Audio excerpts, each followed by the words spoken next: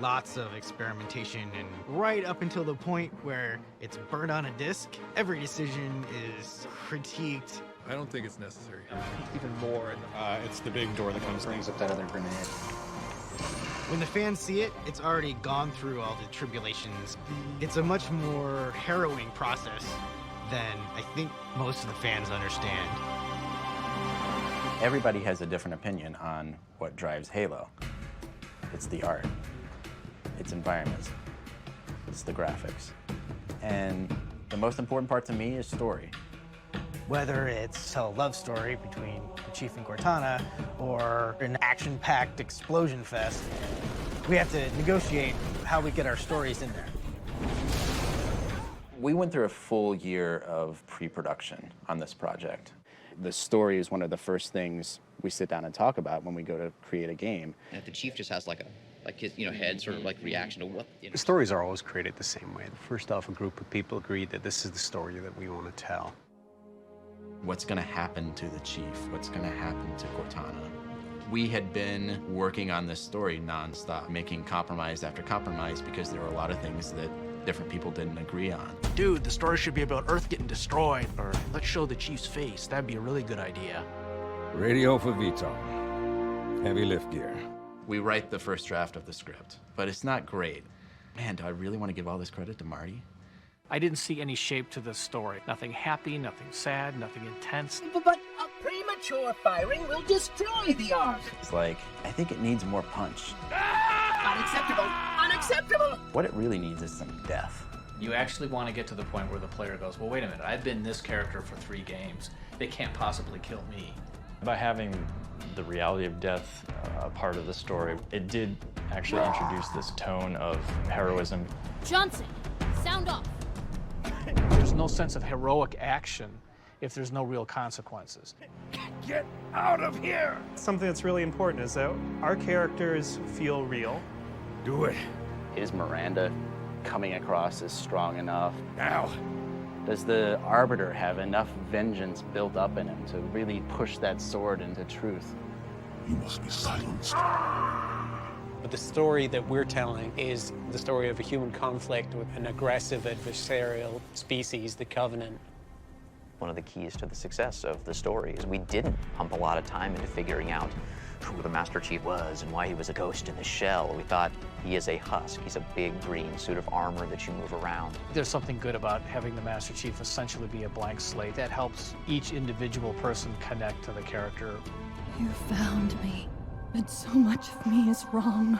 The main personal relationship you have in the game is with an AI called Cortana. I do know how to pick 'em. At least one of our writers refers to her as your girlfriend. Cortana's every girlfriend that we've ever had. No, just kidding. She's your little guardian angel. Got an escape plan? Thought I'd try shooting my way out. Cortana plays a huge role in the fiction of this game, and we didn't want people to forget about her. No, I don't want to chance a remote detonation. I need to stay here. By the end of Halo 2, the Chief is separated from Cortana for the first time. After I'm through with truth. Don't make a girl a promise. If you know you can't keep it. You need to constantly remind players of what they're missing, that this thing is something worth going after. But if it was just a straight, now go find her, here's a map, people wouldn't care. Chief, it's not safe. The Gravemind, it knows I'm in the system. Having that moment where you actually see her with the Gravemind fighting for her existence, it was just a really powerful idea for us. Hurry, Chief. The Ark. There isn't much time. In Halo 3, we're obviously picking up where Halo 2 left off. The Covenant have occupied Earth. Humanity is sort of down to its last defenses. The elites and the brutes are destroying everything that the Prophet of Truth doesn't. All of the Halos are primed and ready to fire. The Flood is out, and who knows where they're heading. An unstoppable, voracious parasite. You have nothing going for you at the beginning of Halo 3, except for you. This is as big as it gets. In games, it's always this fundamental trade-off between immersion and drama. Wait! We really tried to create this nice, tight, woven mesh of fiction and gameplay. It's a balance between telling the story and letting the player have their own story. Is it more satisfying as a player to kill Guilty Spark yourself or to see the chief do it in cinematic. But as soon as you make that decision, you're taking that action away from the player. Figuring that out is really the challenge of telling stories in games. When you're trying to balance story and gameplay, one can't come at the expense of the other. The trick is to weave story into those gameplay sequences without interrupting the gameplay. We're being a lot more cagey about the way we sneak story in. There's the Cortana channel, there's the Perspective channel, there's the Letterbox channel, which are the traditional cinematics. All of those work together to tell our story across the entire game. Perspective channel essentially means that Chief is still going to be in the scene, but it's not a letterbox cinematic, but he's not going to talk, and they're going to be really short, and they're mainly just going to focus on the action. The event is happening in real time. When you press to skip it, instead of going to the end, that event just continues to happen. It's just one of those little sort of exploratory moments that players can choose to take part in or they can choose to ignore. It feels much more like a story that you're experiencing instead of a game with a movie that comes in every once in a while. There's certain parts of the story that you tell by having Cortana talking in your ear. It was the coin's fault. I wanted to make you strong. The Cortana effect is essentially another story channel that we came up with. Because she is with the Flood, she can sort of give you bits and pieces of, you know, what's going on, but in this really fractured, fragmented sort of way. Your mission? Could you watch me die? We also have a separate storytelling method, which we call the vignettes. It's just a cool little thing where the characters are animated in a very custom way. You can walk into an environment and you can see a couple brutes beating up a couple Marines. They're not just standing there looking at the door that you just came through, pointing their weapons at you. It gives the sense that there's something else greater going on in the story. One of the things that we've tried really hard to do was make the cinematics directly related to what you just finished doing or what you're about to start doing. In Halo 3, almost all of our letterbox cinematics start with a player action. You must activate. So it flows really nicely from one gameplay segment into the cinematic and out to the other gameplay segment. I'm sitting here day in and day out working on the cinematics. And every scene that I make, there's this voice in the back of my head saying, what is keeping the player from skipping this? What's keeping the player from hitting a button and just going right to the end? Ultimately, it's involving the player and making the player really feel that they're in this story. You want to establish that this is something a little bit more important. The story that we're trying to tell has higher stakes. Whether we can do that, we won't know until that thing's in people's hands and they're playing.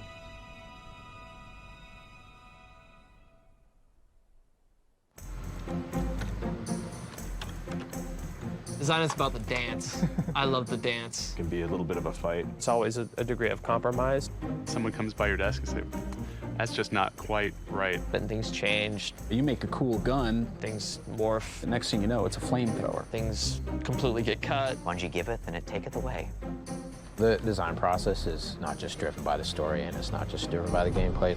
The development cycle revolves around missions. So at the beginning, when we're concepting missions, you fill it with some sort of challenge. When I first start out a mission, I will try to get a good high-level set of goals of enemies, weapons, and events. The first phase is repulse the Covenant. And then the second phase, we're trying to have it so the player expands their territory that they have and pushes the neutral and the enemy territory back. And then the third part of an encounter is what you might call chopping off the head of that encounter. You're really trying to get to the end of the level. There may be a brute chieftain that you've been working your way towards or a wraith tank. Once we sort of nail that down at the highest level, we think about what are the cool experiences you can have in that mission with those characters. 2 guys against the player might be tough, but 2 guys against the player when the player has this weapon is suddenly an easy encounter. So now you can put 4 guys in there. It'd be cool if the Phantom dropped off a Sniper Jackal. Yeah. The idea for a mission can start in lots of different places. Sometimes there's some really cool environment that we want to feature. We had the notion of starting the game in a jungle from the very get-go. engineering grasped onto, like, that's going to take a lot of cool rendering, and artists grasped onto that and said that's going to allow for some really cool artwork. Design grasped onto it and said that's going to really sell the gameplay on that first mission. Here is the first drawing of the jungle, the first mission in the game. We tried to indicate that the early areas would be used for basic movement training, and then moving into combat training, then eventually advanced combat where grenades are introduced and the player's introduced to the concept of flanking. From this, we went to an actual whiteboard where a lot more detail was added in. A whiteboard contains sort of a rough layout and a list of the different sandbox items that are going to be used in that mission. Then we'll also start listing out more specifics about the encounters, like where the grunts will be introduced or where the phantom is going to come in. From here, we went on to Illustrator, and after that, we went into building the mass outs in 3D Studio Max, and we were off and going. I would say Halo 3 is more of an offense game. It's all about getting in the action. You gain yourself more cover, you gain yourself a nice weapon, and that sort of starts tipping the scales in your favor. Every mission has its own feeling, and you don't just get that sense of, oh, I'm going from room to room and just killing more guys. What we did for this encounter, for example, is the player can take the primary path, which is straight ahead, and take the Covenant head-on, or they can take this secondary path, which flanks around the Covenant. So it feels like the player kind of gets to choose from the beginning of the encounter what type of experience they want. Having a player feel like he did the right choice is probably one of the most rewarding things you can do in a game. The state we want to keep you in is this constant state of challenge where you're not succeeding, but you know next time if you just did a little bit better, you could. Oh, come on, man. I'm not spazzing. In a single-player game, you have relatively limitless control over the experience of the player. In multiplayer, it's very much a conflict between live participants that you're duking it out with. When the map design sort of evolves, it needs to be balanced. Blue team, what are you doing? Oh, God! The blue team starts on one side and the red team starts on another. They sort of have an equal arena to play in.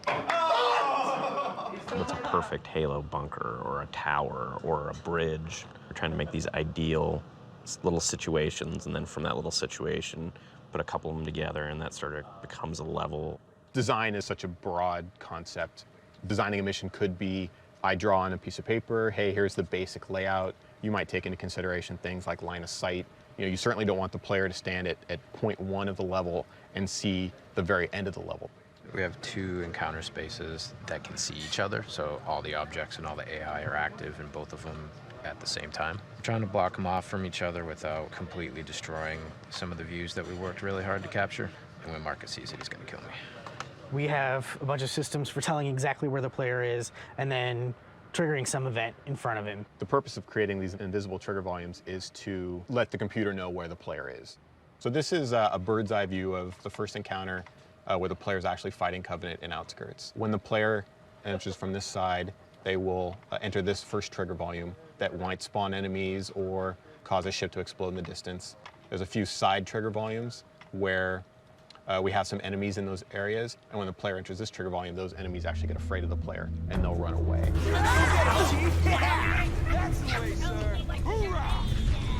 This is how we would make a trigger volume. And let's say, for example, we want some enemies to spawn in this little basin down there. You would place a trigger volume, you can control the scale of it, and you would want to create a nice, clean line that the player can't get around. You know the player is close to the ground, so they can't actually see over the hill, but you wouldn't want them to be able to stand here because they could actually see the enemy spawn, and they'd spawn out of nowhere.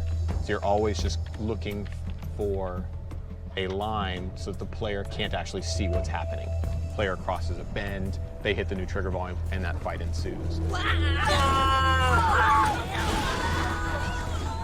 If mission designers are like storytellers, I give them words like warthog and explosion to tell different stories. The basic design for a weapon needs to be fun to shoot and fun to be shot at. The shotgun is all about close range, surprising people. The sniper rifle is long range. Spartan laser is about taking down vehicles. My favorite weapon is the battle rifle. I'm quite partial to the sticky grenade. That 3-shot burst just feels really powerful. We create situations in which a weapon is going to be the best thing around. But we also do the reverse, where we give you a shotgun, and then the next encounter is going to be all long range, and then all of a sudden you have to find a different solution to the problem. So for multiplayer, it's really sort of trying to get the weapons placed in the right locations on the map. Stay near VIP, guys. How do I get up there?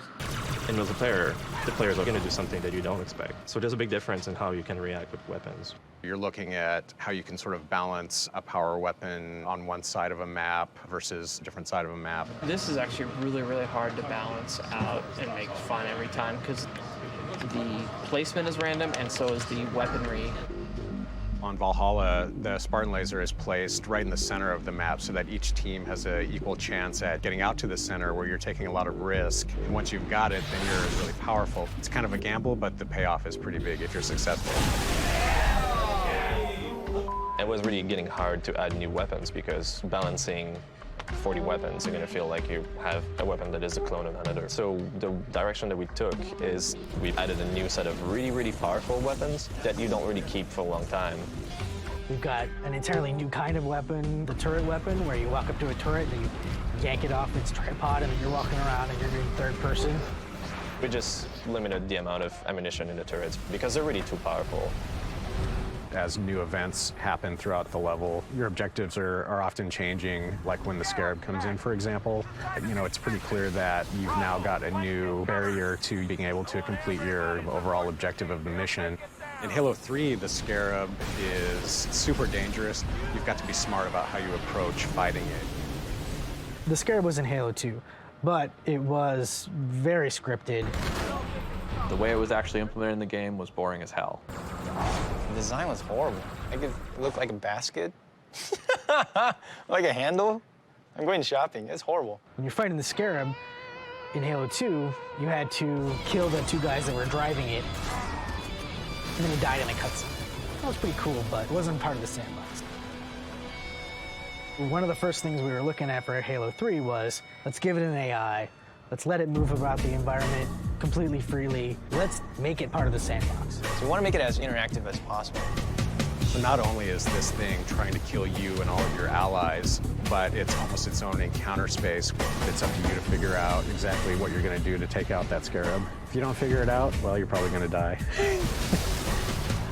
The end of Halo 3 is the end of the entire trilogy, and we wanted to do something really awesome for the end. Explosions! Yes. Far. You took me half of that. Drop it. Oh God, no, you're not gonna make it. You want me to drive? No, I want you to fix it so that I won't die when I go full speed. What I was playing was the end in a very unpolished, very rough, very frustrating state.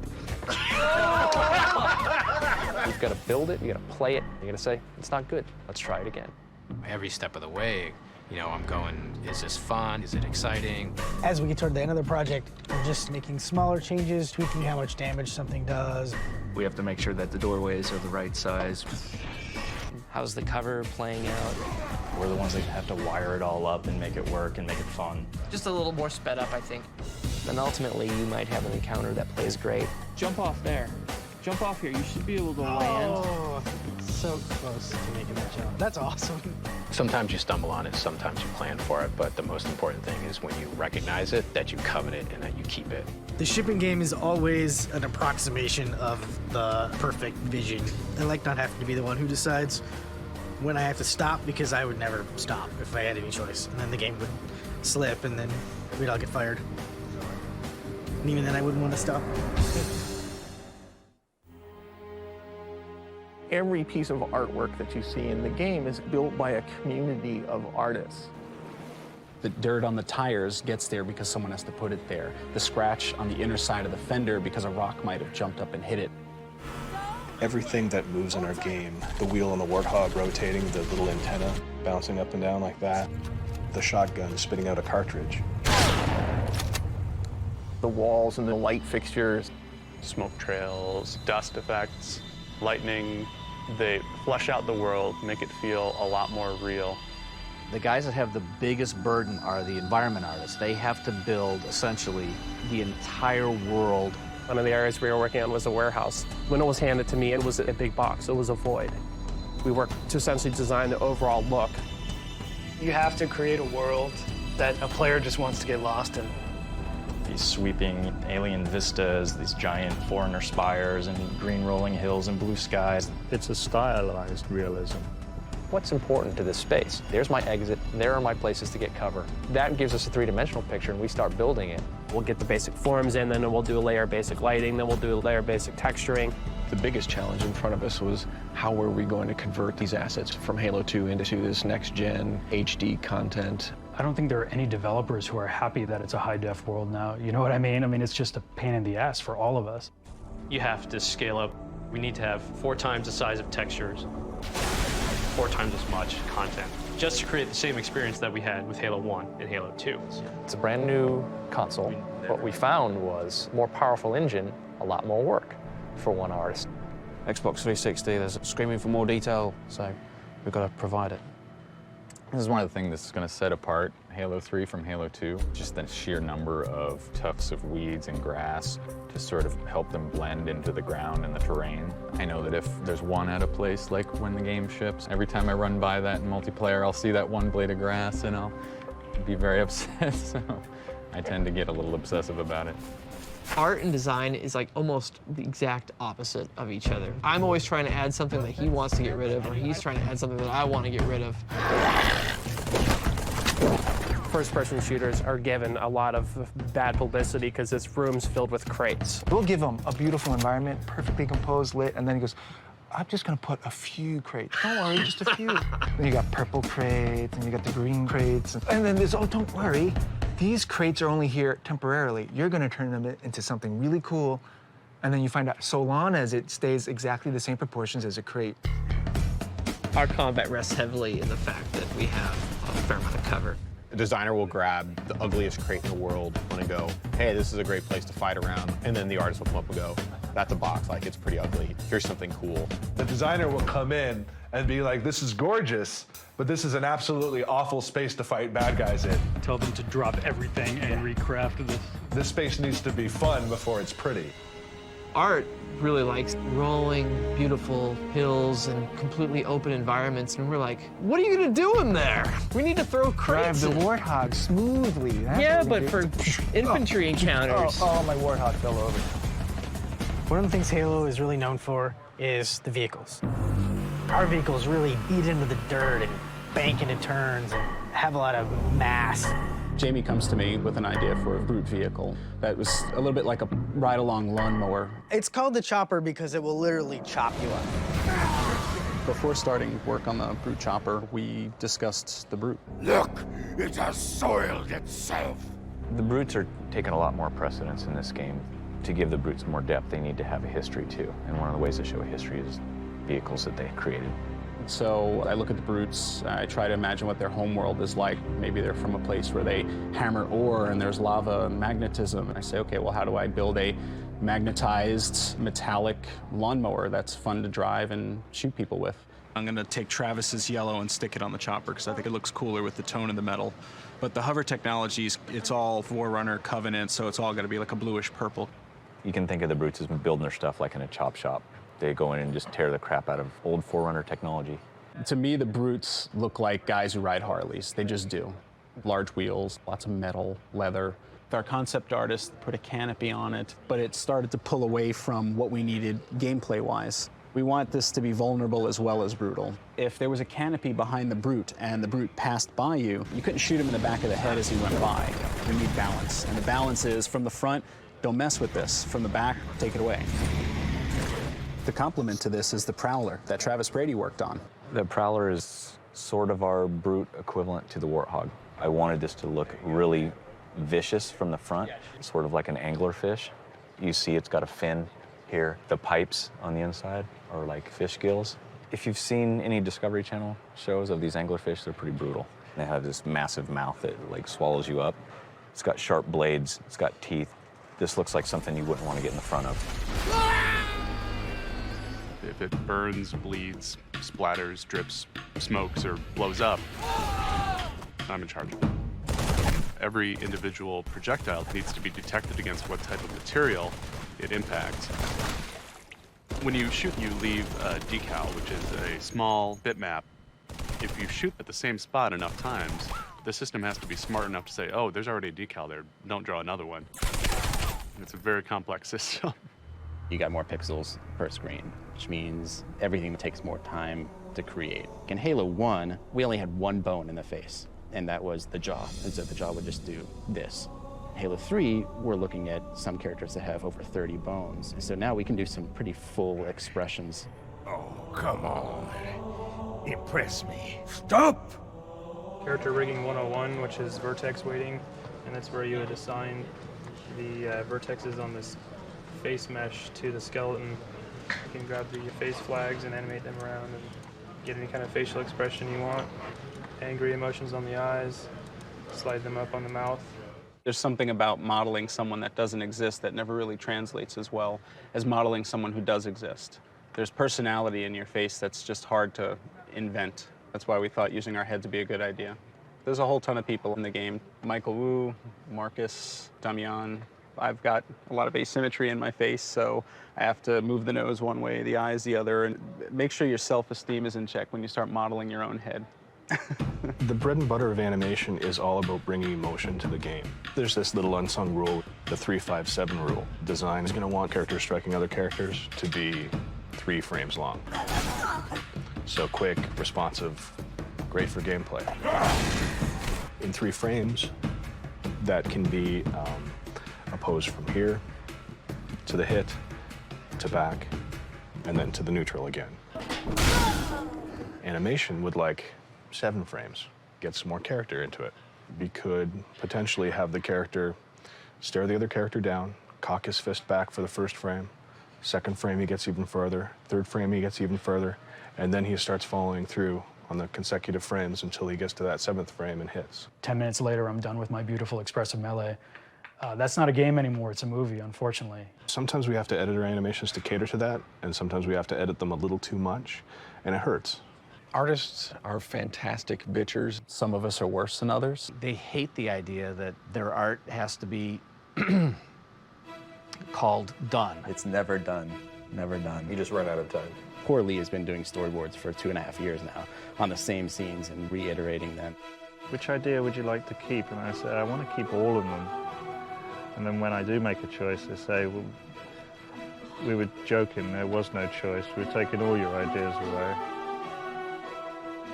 There's a scene that's been my favorite scene right from the beginning, and it's truth is death, right? And the truth is kind of fighting, being floodified. The Arbiter's standing behind him, and with his sword, and it comes right out of his chest, and we're looking at the front of the truth. As a director, I'm really married to, and I really want this shot to happen, and we might have to sacrifice other things. The artists are always going to take it absolutely as far as they can until some engineer comes over and starts throwing things at them and saying, no, you cannot do that. We're throwing a lot of things at you, multiple characters, multiple vehicles, weapons. More polys, denser textures, more detail in the textures. Making sure that the smoke wisps in just the right way. Artists tend to think broadly outside the box, whereas engineers dream more in black and white. Artists conceive of something that goes far beyond what the possibilities are and then strive for that and see how close they can get. It's all about trying to cram as much stuff in as you can. Every now and then, it'll catch my eye still. Wow, I can't believe we were able to pull that off. Games are nothing without suspension of disbelief, of you losing yourself in that environment. They're creating fantasy world, but even fantasy world has some resemblance to real world. If water looks like water and rocks look like rocks and explosions look like explosions, then you are engaged in the plot at a much more visceral level. The way that the engineers and the artists work together is one of my favorite things about Bungie. You've got these insanely brilliant mathematical types that are really passionate about this new technology. There have been a lot of ideas that have started from the engineering side, where an engineer said, hey, there's this technology I know how to use, or there's this thing I think I can do. He definitely had a long-term vision about the graphics system. He had some fundamental ideas early on that he thought were going to be really important. Halo 2 had a water system that looks really good, but it has a lot of limitations. It's pretty convincing from a high angle, but when you're at eye level, the effects breaks down. We were not actually rendering water as geometry. In the beginning, we'll have to do a little bit of selling. We have to say, hey, look at this cool water. It's going to be awesome. We're going to do weather, we're going to do water. And the artist then gets extremely excited. The Halo 3 is based on a new platform of Xbox. So in the new generation, we make the water surface animated. You can interact with it, you can throw things in the water and it creates ripples and it looks great. Probably the most fun thing about the water is that the bodies float in it. So you can shoot people and watch them float downstream. When we first began our endeavor with building interactive water for Halo 3, we had given examples of small pools of water, little streams, rivers, and that kind of thing. We just freshly deliver the water, and then the water happened to have ocean waves on it. What it turned out that we needed a lot more of was small creeks, babbling brooks, or rushing rivers. Water's pretty tricky. My first attempt yesterday was pretty bad. I think it's cool. You think it's cool? Yeah. Well, then you can tell Marcus you think it's cool. Marcus complaining about it. Ocean waves in a stream? No, it doesn't work at all. You want every creation you make to be beautiful, but with limited budgets, it's hard. If you're trying to integrate some cool things into the game engine, you have a pretty limited budget. You have to be really strategic with how you plan your assets that way. So she will create a version of the water tool, and then we'll try it. There'll be some things that we want to use differently from an artistic perspective, and so we give them feedback. Our water shader is pretty highly customizable. The artist can change the murkiness, and you also can change the color of the water. You can change the transparency and sharpness of the wave. We also have ways for them to paint different parts of the water parameters. And then the engineer looks at it and goes, oh, wow, I never thought you'd be doing something like that with my system. But that's so cool looking that I want to make a better system for you to do that. And nobody knew what it was going to turn out like. And then when it came time for the beta, which is when it really, came together, it was awesome. Pretty soon that you will see water shows up in every level. So basically means if you have something cool, they'll actually go out of their ways, making sure that the technology gets used in the right way. So we're more of a partnership than a competition, because everybody wants their level to look the best.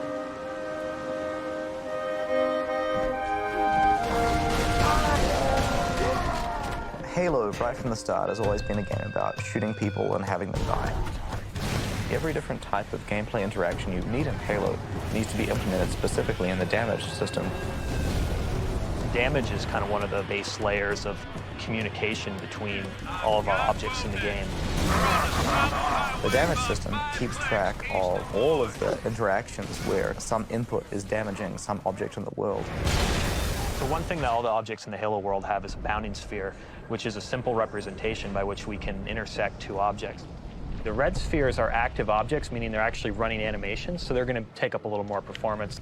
The blue spheres are things that aren't running animations but are updating, and then the yellow spheres are things that are completely inactive, and so they're passed over very quickly when the game's processing.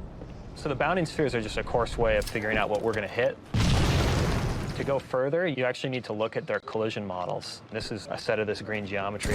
When we shoot this object here, it's on that green geometry that we spawn all the sparks, and it's what the projectiles actually hit. Through the damage system, we're actually permuting different parts of the object into more destroyed states. So you can see the tires coming off, you can see the chassis changing to more destroyed states. You take a look at a vehicle like the Warthog, and it's tremendously complicated to set that up. Fully loaded with a bunch of guys riding in it. That Warthog is made up of probably about 11 different objects. So when that Warthog is smoking, it's taking a lot of damage, and finally a rocket comes in, and we detect, okay, the rocket has finally struck the Warthog. What needs to happen? We look at all the different damage sections on the Warthog for hubcaps and tires and things like that.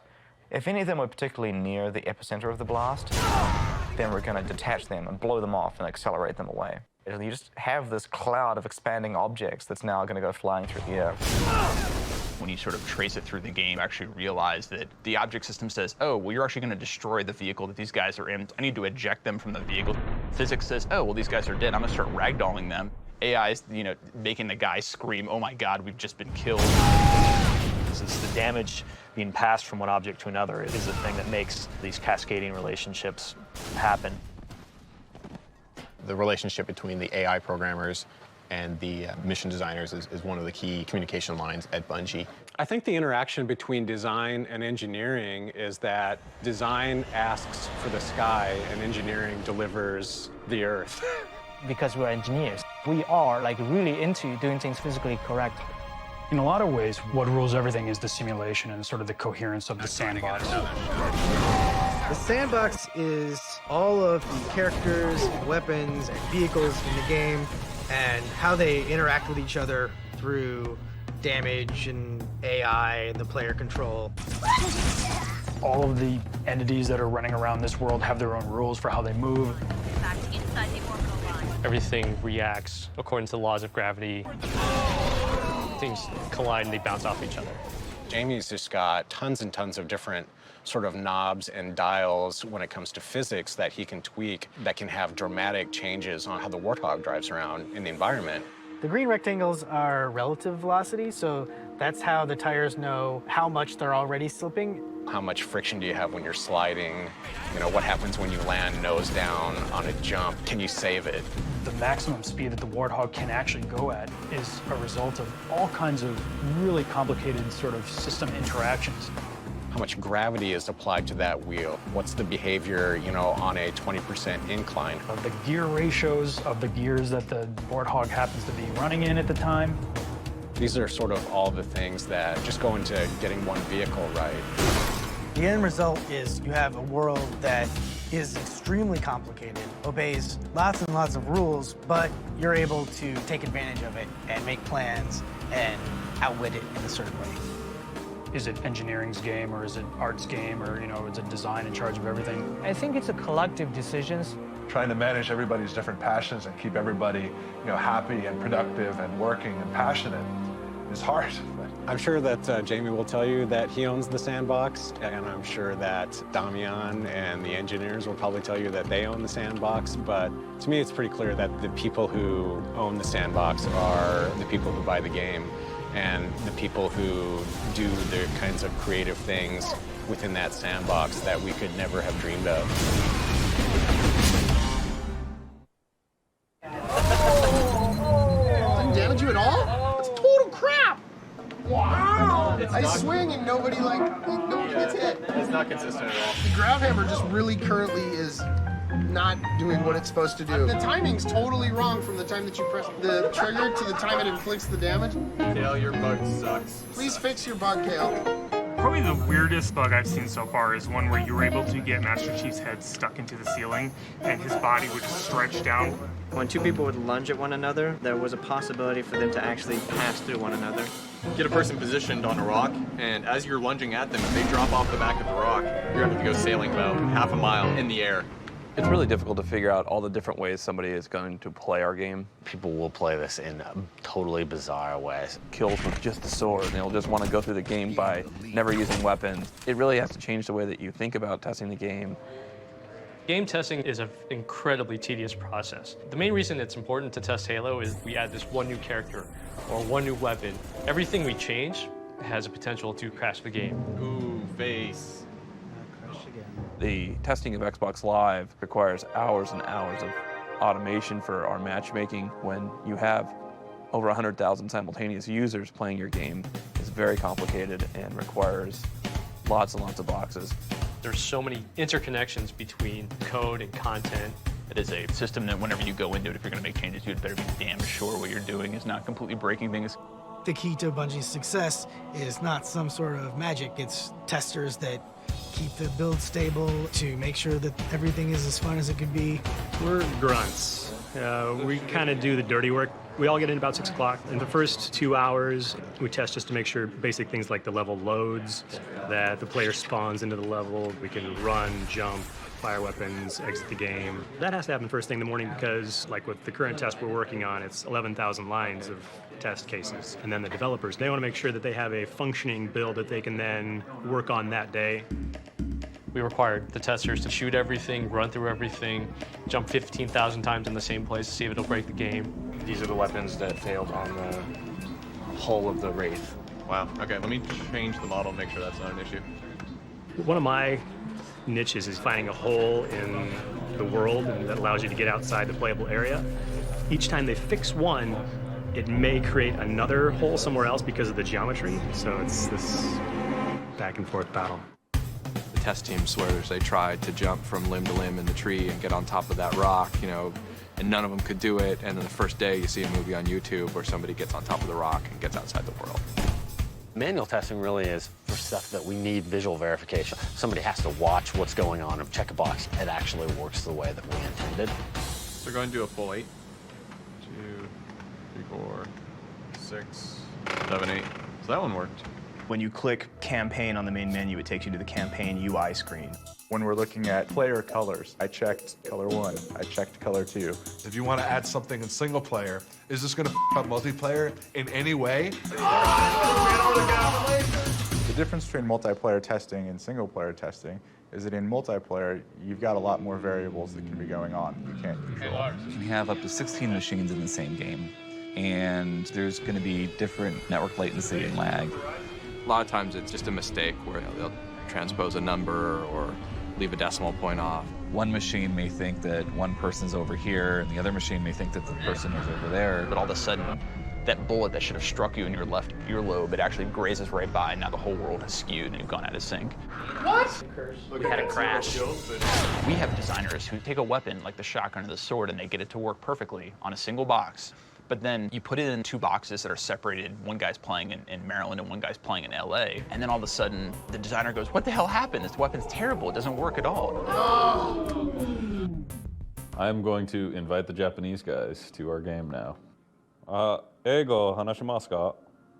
Ganbarimashou. What does it feel like to play US to Japan? Because none of us have done it yet.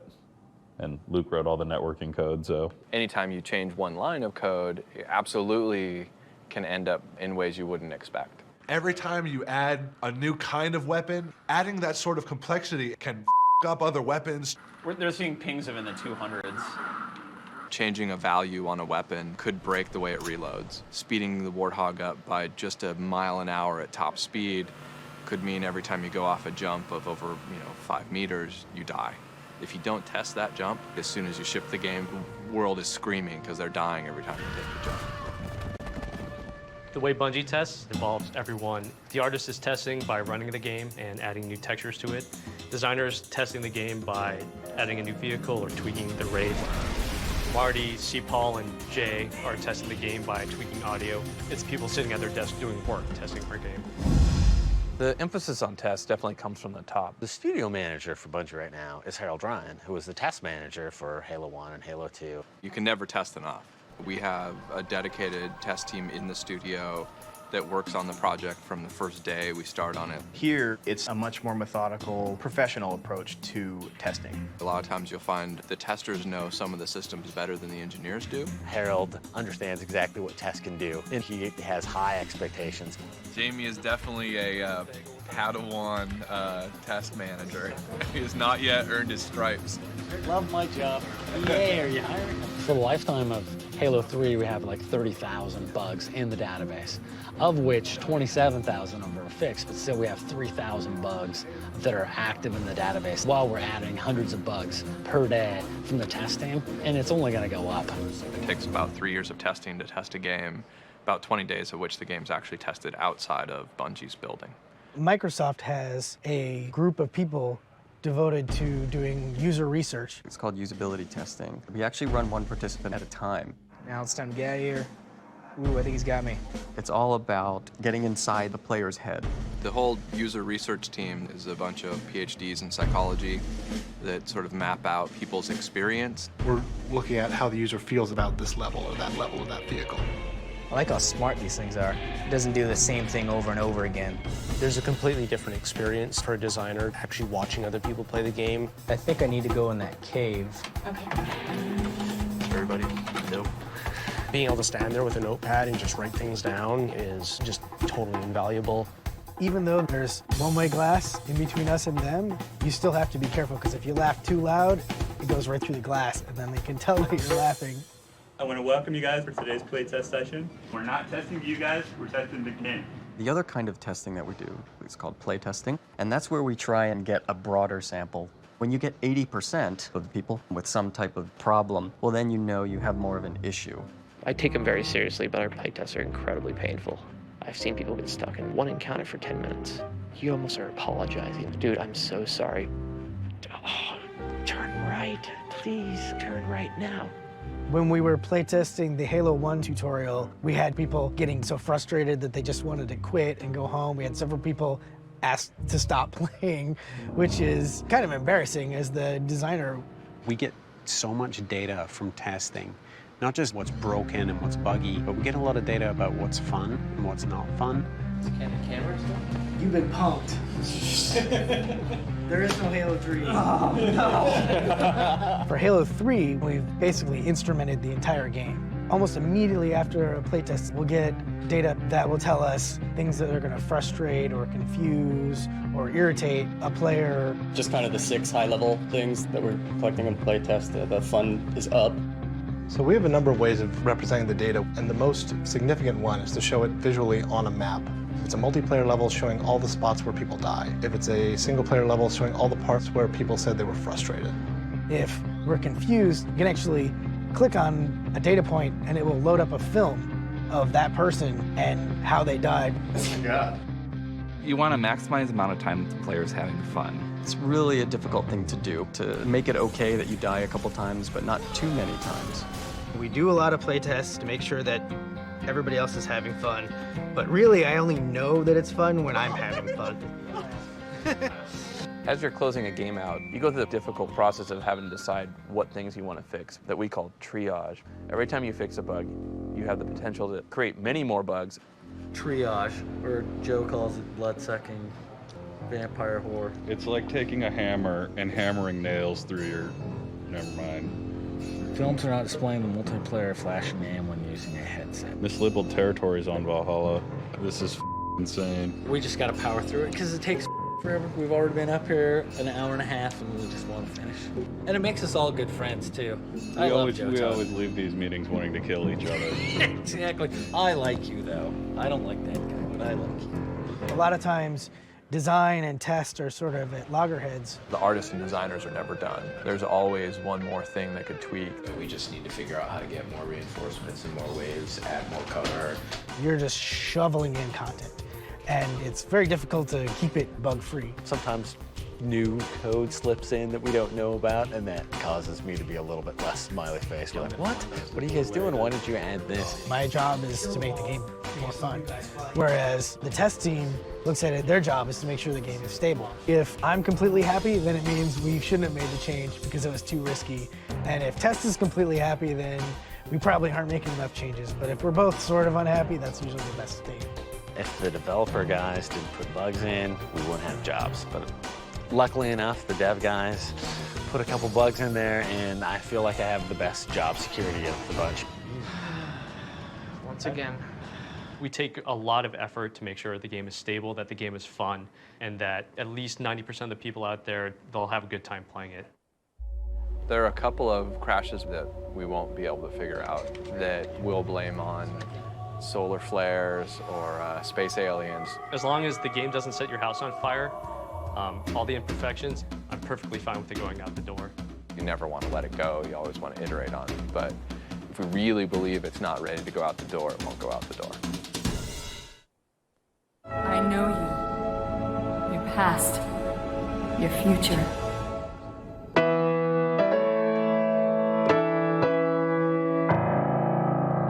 We really see audio as an incredibly important thing. Everything that you hear or see is created by someone. Everything is designed very intentionally. Halo without its sound is like trying to think of Halo without its graphics or Halo without its gameplay. For us, audio is all the spoken words and music and sound effects that you hear. It has to be enhancing the experience and the drama of every situation.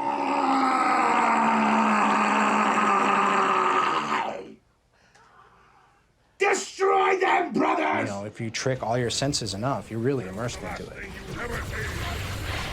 Then you're not just playing a game, you're playing an experience. Audio design. They're always at the end of the pipeline. I build all the different sounds, the rolling sound, and the grinding sound. We have objects flying around. The bullet impact sounds. Shell casings falling. And the hit sound. but it'll also generate something based on the surface that it lands on as well. Level of detail is trying to make the sound realistic for the distance of where you're hearing the sound from. When you hear it from across the map, it's going to have much more of kind of a distant, muted crack to it than something than a big, beefy gunfire being fired next to me. It really sounds realistic. Sounds like the newsreels. We decided, because he didn't want like just regular old gun foley for this brute spike rifle here. So we got these two kind of heavy metal pieces, a clamp and a military utility axe, and kind of whacked them together to make all the reload and ready sounds and stuff for the spike rifle.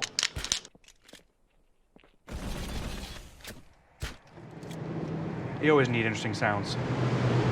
I will hear sounds out in public or out in nature or whatever that just other people just don't even notice. It washes right over them. About a year and a half ago, I was down in Ixtapa, Mexico. I swear these people sitting on the beach just thought I was insane because I had a pair of headphones on, got a stereo mic in my hand. I'm just running up and down the water, trying to get as much different water footstep sounds as possible. Most of what we do is take all these different elements, mix it together until it sounds awesome. I just start listening like a chef cooking in a kitchen. You have all these ingredients, you start throwing some stuff in, and say, maybe this spice will be good. Rob didn't just bang on a wok, he beat the living snot out of it. Ended up getting used as the Warthog hubcap. I'm gonna make a recording of the hydraulic door here on my car. I have a Subaru hatchback, and I recorded my hatch opening to get some kind of a sound that kind of goes up in pitch, and then you can manipulate it to sound big. I've used that as part of like a door opening. I believe it's in waste at the moment. This is our trusty audio editor. All right, if I want it to be bigger, I can drop it down an octave or something.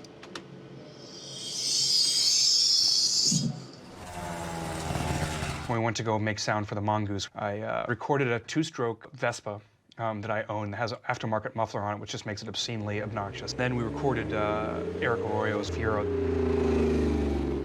6-inch fat pipes on the back, 2 of them dual exhaust.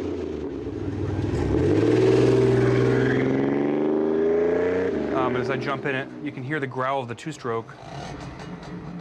Then you got this really growly, 4-stroke, huge sounding exhaust. And now it's the mixture of both of them.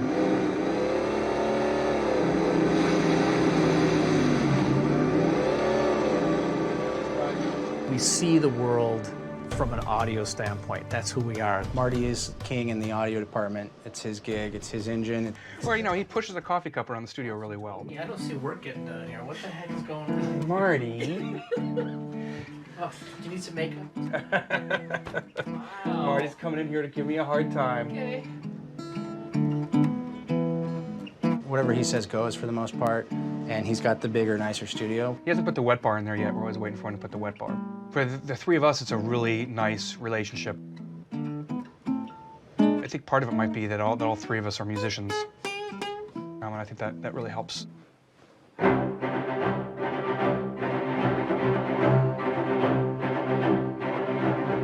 I take music really, really seriously. I think music is a gift, and I don't take it lightly.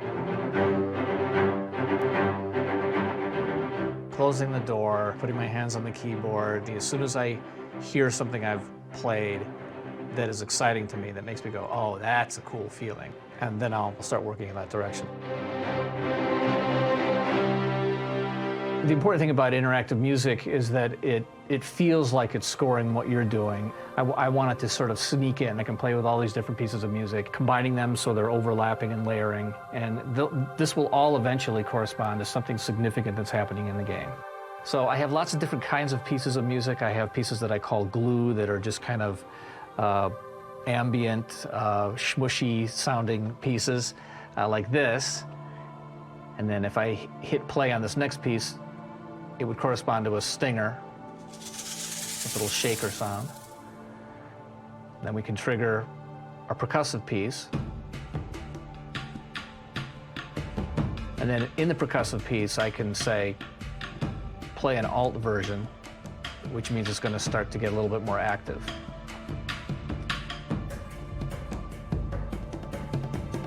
I'm going to hit stop, and we'll come to a nice natural out.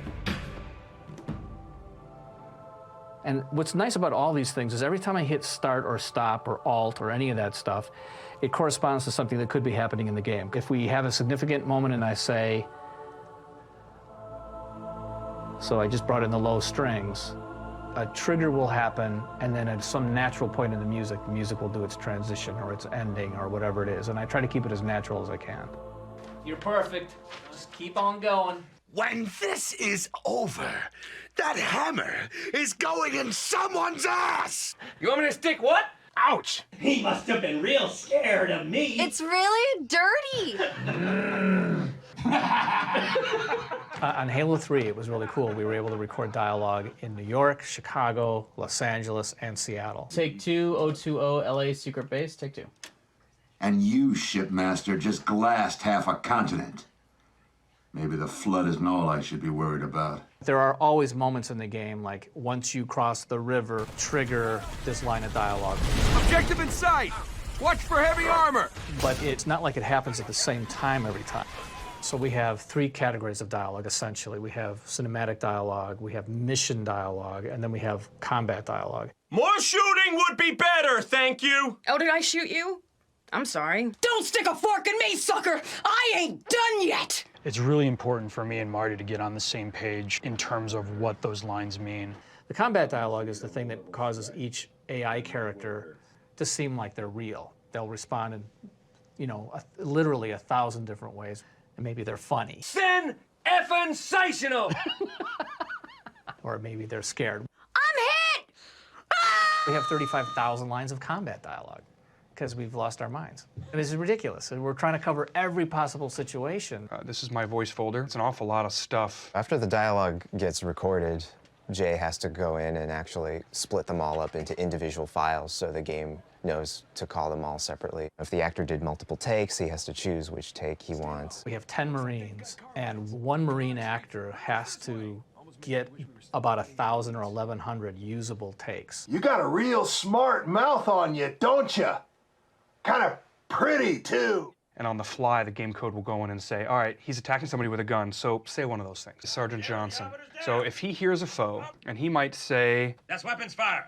Somebody's shooting. You got cover. Faster, took cover. He recorded 20 things. I'll select which one's the best and pull out the others. And those are triggered randomly. If he happens to say one that's particularly funny or kind of unique or whatever, we can assign a skip fraction to it that says, hey, don't play this one so frequently. My faithful, stand firm.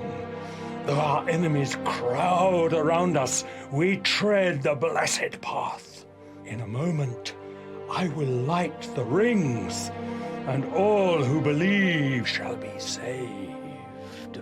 Cinematic dialogue takes place during the cutscenes or the vignettes. Until we kill Truth, stop the rings from firing. Once I get the actors and I cut all their takes up, first thing I do is I say, okay, all you actors, now start talking to each other. So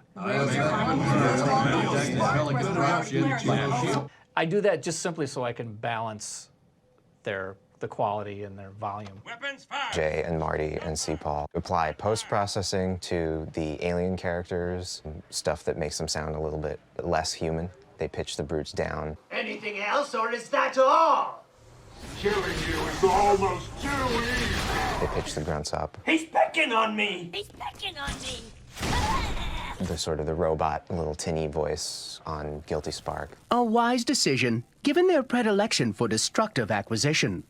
A wise decision, given their predilection for destructive acquisition. So we're right about 35,000 lines total that's triggered by the dialogue system. And then you multiply that times 10 languages. Luckily, those 10 languages go into the column of Graham's problem. Yeah, Loc is one of the biggest jobs. French, Italian, German, Spanish, and we're doing, for Halo 3, we're doing a version of Spanish that is just for Europe, and then we're also doing a Latin American version of Spanish.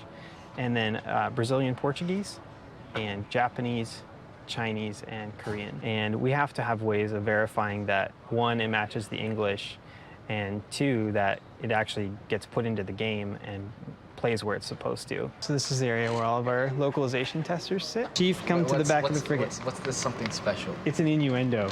Okay. It's like, I got something special for you. Jefe, ven al fondo de la fragata. Jefe, ven para atrás de la fragata. Atrás de fragata. 프리게이트 뒤편으로 오세요. 특별한 것이 준비되어 있습니다. Tengo algo especial para ti. In the end, we get as much stuff as we can in and get it sounding pretty stinging good, and then we bring Marty in and we play together. When we're playing the game with each other and against each other, we're just making sure that each one of us can really listen now to what have we created from an audio standpoint, how does it work. See, this is really hard to get work done. Jay, you need to put a fade out on the loop. We can be talking to each other while we're playing, like, yeah, that's too loud, that's too soft. Well, we'll keep struggling with it until we get it right. He can listen to something that for the first time and say, like, God, that sounds perfect, but maybe we should change this other thing. Wait.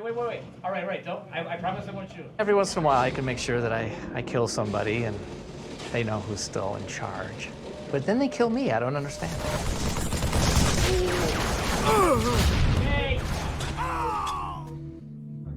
The final mix is where lots of stuff finally comes together, and that's when we're really testing to see if the AI that's in the game is really making the right decisions. There's thousands of sounds that could potentially play. It has to all mix together. Which for us is all about variation.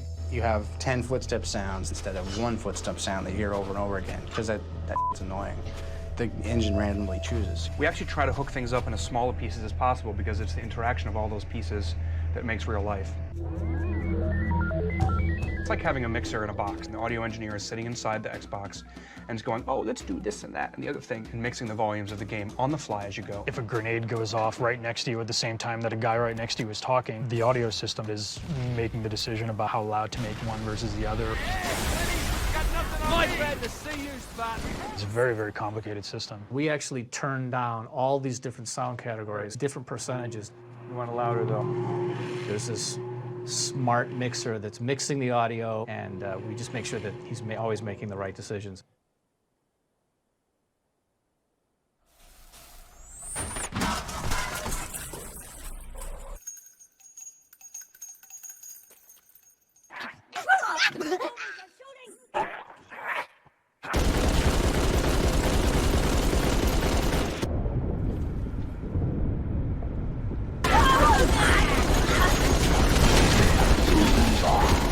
You know, you could say, oh, this footstep isn't that important, right? But if you try to make every single thing you do as cool as you possibly can, then you put it all together and you've got something really cool. Dialogue and Foley and music and the cinematics and the ambience and the level and the sound of the characters running around. I mean, all this stuff comes and adds up to, you know, to make a total audio experience that hopefully is really satisfying for the player. When they look back on their experience, they should feel like their experience was scored, but they should never be aware of what they did to cause it to be scored.